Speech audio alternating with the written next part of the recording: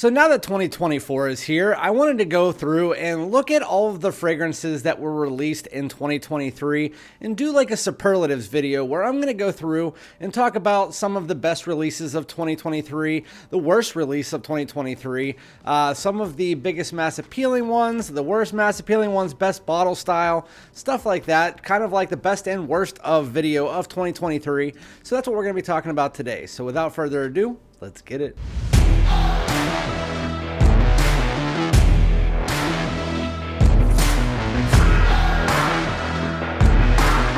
What's good, my great smelling dudes? Welcome back to my channel. My name is Randy, aka Fragrance Dude. Thank you guys for joining me for yet another full video. I appreciate you guys. You got me to 7,000 subscribers right before the new year. Let's keep it going. Make sure if you're not that you hit the subscribe button and like. Also, if you want my videos sooner, make sure to hit the notification bell. Comment below. Let me know some of your favorite or worst releases of last year. Your favorite niche, your favorite indie, whatever it might be. Most underrated. So that's what we're going to be talking about today. Some of the superlatives from 2023. I'm not going to really go too deep into it. I think we have like 8 to 10 categories here that we're going to go through to let you guys know some of my favorite or worst things from going on in 2023. Now that it is 2024, obviously. Starting out with what you guys would expect. What was my favorite release of 2023? I'm going to leave niche out of that because I have its own category as to what my favorite niche release and worst niche release of last year were. But my favorite designer release, I should say, I already did a full video for my top 10 designers from 2023, but this is it. It is Spice Bomb Infrared Eau de Parfum.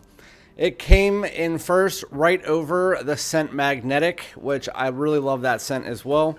But I really like the original Infrared. You guys know it's my favorite in the line.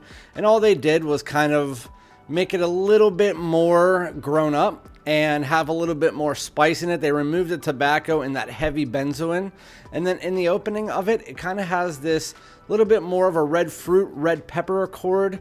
And then as you get to the dry down, it's almost like a little bit more woody and spicy. That's what I really like about this fragrance. It's kind of just like a new take on my already beloved original DNA from the original Infrared. So that was my favorite designer release of the year.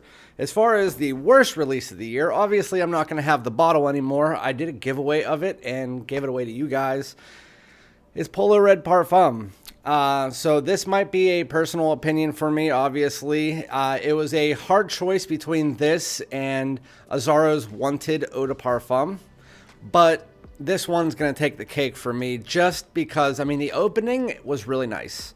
You almost kind of get that fruity, citrusy blood orange. It has a little bit of cranberry, at least from the way that I can smell it. Really nice. But after about 5 minutes, this absinthe note comes in, and I don't know if it's just because I don't like absinthe, because I tried 3 different fragrances with absinthe this year, and all 3 of them were in my bottom 10 from the year. But the one that takes the cake is the absinthe is so heavy in Polo Red Parfum, I just can't do it. It's not for me. It comes through very green, and it's just, I like green fragrances. It's just the way that it comes through, I do not like it. It's almost like a green resinous tone that is almost syrupy, and I don't like it very much. But Polo Red Parfum is my worst release of the year. Again, this is my superlatives, not yours. So if you want to change that up and do something and you disagree with me, let me know in the comments. We can have a conversation about it. Going into the next one, the most underrated designer release of the year, in my opinion, is going to be this one. Not a lot of people talk about it at the end of the year as being in their top 10 lists or anything like that, but I had it as my number 4, tied with 1 Million Royal. It is Bad Boy Extreme. I almost said Bad Boy Elixir. That's coming out this year. Bad Boy Cobalt Elixir. But this one is Bad Boy Extreme. Bad Boy Extreme, it kind of takes that original DNA, which I actually don't like anything in the Bad Boy line. The first one was okay. The second one I didn't like at all. The Le Parfum, I believe, was the one with the marijuana note in it. Then Bad Boy Cobalt had a fantastic opening and a very earthy, didn't know what it was doing dry down. Then this one came out, and this one, it kind of just amps up the cacao from the original, and it dials down that aromatic tone, and you just kind of have like a more chocolatey version and a higher quality aromatic that you get from the original. just kind of a better blended version that lasts longer with the extreme. I really like the cacao in it. My wife is a big fan of it, and it doesn't hurt that, even though I know people hate the bottle styles, it's black and gold from the Pittsburgh, even though this is more like the Saints black and gold. I really enjoy it. This fragrance just really spawned something for me this year. I really like it. I really like the cacao in it. That and 1 Million Royal were big surprises to me this year. Really, very much enjoyed it. The most overrated fragrance, in my opinion, the most overrated fragrance was Mont Blanc Explorer Platinum. While it doesn't smell bad, I'm not going to say that it's in like my bottom 5 fragrances or anything like that. I just think it smells super generic and basic. It doesn't do anything for me, and while a lot of people might very much enjoy it, I think that it was like on the huger channels like Chaos and Gensense and stuff like that. They were hyping it up as like one of the best fragrances of the year, and I 100% disagree.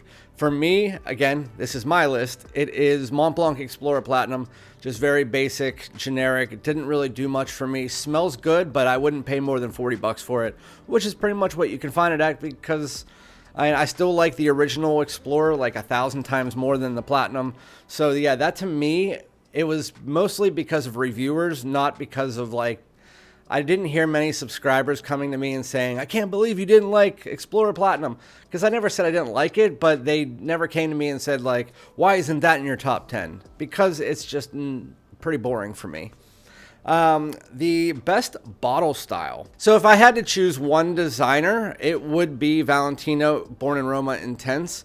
I've always liked this bottle style because they're based off Italian architecture, and then also the color scheme of the bottles, even though a lot of people don't know it. For instance, the original one was based off of the sunsets over something. Valentino Born in Roma Yellow Dream was off the sunrise. And then this one, Coral Fantasy, was based off of the sunset over a certain place. And I believe this one was also a sunset, like when, you know, when the sky turns pink and stuff like that. That's kind of like, if you can see, there's that little pink hue, and you know how on the sky it's dark and then has a pink hue in it. Well, it's a specific type of sunset, and I really enjoy that. I think that's a really neat way for them to build their bottle styles and the colors and stuff. But with that said, that's not my favorite of the year. My favorite of the year is Zaharov's Coco Loco. Zaharov's Coco Loco or Aurum. I didn't bring out Aurum because I don't have the one with the plate, which is the one that has the big B across the front. I really love that. I thought mine was coming with it, but it didn't, because of this. I guess the smaller ones don't have the plate, but the big ones do. Coco Loco was really neat, and it had a randomized cap, so you didn't know what color you were getting of the cap. There was blue, pink, purple, red. All of these colors in here could have been in the cap. I really like the yellow. I think it makes it pop. But that was my favorite bottle style of 2023. The worst bottle style. So this isn't the look of the bottle. This is the fact that there was a major discrepancy with this fragrance this year. A lot of people's were leaking, and I mean a lot of people. I heard it from hundreds of people. And if you actually think, you might actually have the fragrance and you forgot about it, but mine does leak from the neck as well. It's just not as noticeable anymore now that it's not full. But this is Spice Bomb Infrared Eau de Parfum again. So this one has a major bottle style flaw, and that is that it leaks from the neck when you first get it in.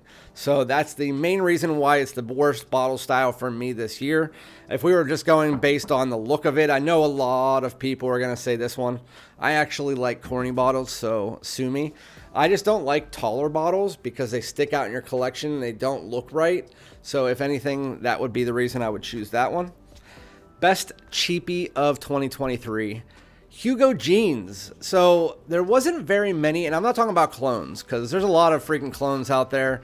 But the best cheapie is Hugo Jeans for sure. I love the note of lime. I don't have the full bottle of it because I still have 10 milliliters of like 8 milliliters of my 10 milliliter decant left. But if you haven't tried Hugo Jeans, you can find it for like 30 or 40 bucks max, and it's definitely worth it. It is the best Hugo man flanker that's ever came out. The lime in it is very beautiful. It's very citrusy, clean, fresh. Basically what I was not expecting to come from a Hugo jeans or a Hugo flanker, because usually they're boring outside of like reversed. They're mostly just very generic, and this one is not generic. I also could have went with the CK1 that came out this year, the CK1 Reflections. Even though I didn't like the Eternity Reflections, CK1 Reflections is actually a really nice but short-lived fragrance. That's why I didn't choose it, because Hugo Jeans actually last about 4 to 5 hours. So Hugo Jeans is the best cheapie of the year. The biggest surprise of the year. We could just go by fragrance, but I'm going to go by brand.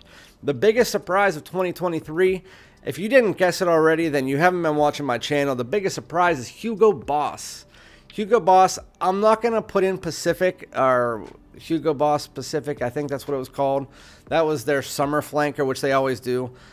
But this year, they killed it. 2023, and now even in 2024, we got the new one, the Elixir, which I really enjoy. But Boss the Scent Magnetic, I didn't really like the scent line outside of Private Accord before that, but this is fantastic. The black vanilla husk, that honey-like, cereal-like tone from the brand Absolute, very beautiful. And then Boss Bottled Elixir, it's super high quality, it's long lasting, unlike pretty much every other Boss Bottled out there, which I do like a lot of Boss Bottleds.